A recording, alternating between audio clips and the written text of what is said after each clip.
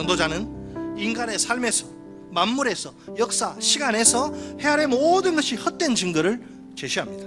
다 일시적이고 반복적이며 새로운 것이 없습니다. 따라서 해 아래 세상의 본질이 뭐냐? 헤벨, 헛됨이란 한 단어로 가장 정확히 표현될 수 있습니다. 아무리 그래도 우리가 헛된 세상이니까 어쩔 수 없다, 캐세라 세라 하면서 자포자기해서는 안 됩니다. 비록 헛된 세상인 것은 틀림없지만 헛되지 않게 사는 법이 있기 때문입니다. 자, 그렇다면 이제 가장 중요한 질문, 우리는 어떻게 살아야 할까요? 요한 1서 2장 15절로 17절 우리 같이 한 목소리로 읽습니다. 시작. 이 세상이나 세상에 있는 것들을 사랑하지 말라.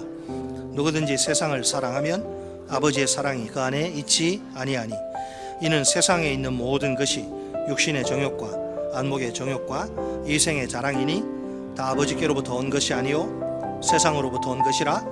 이 세상도 그 정욕도 지나가되 오직 하나님의 뜻을 행하는 자는 영원히 거하느니라. 아멘.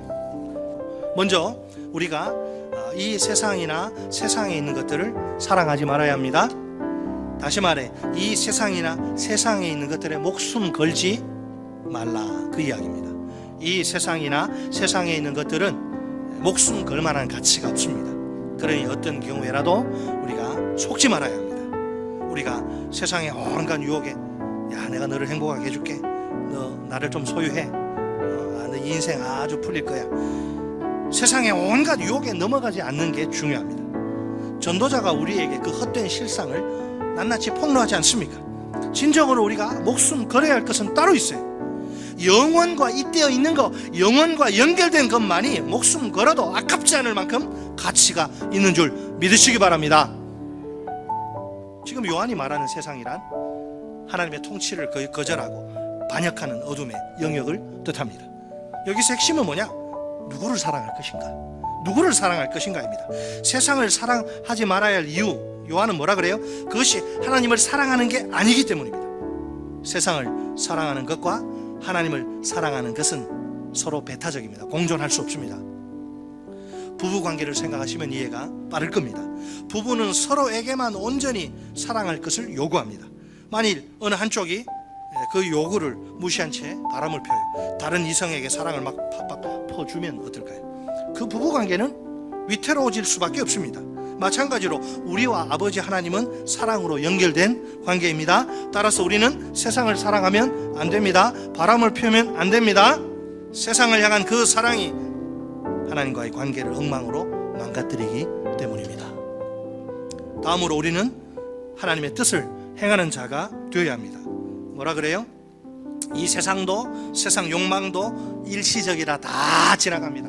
사랑도 고통도 모든 건 다 지나갑니다. 거기에 일희일비할 필요가 없어요.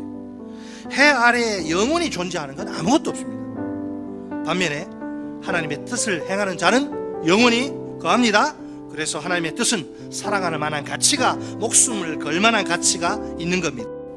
지금 요한이 강조하는 하나님의 뜻은 무엇일까요? 자, 요한 1서 거기서 2장 우리 봤는데 3장 23절 보세요. 그의 계명은 이것이니 곧 그 아들 예수 그리스도의 이름을 믿고 그가 우리에게 주신 계명대로 서로 사랑할 것이니라.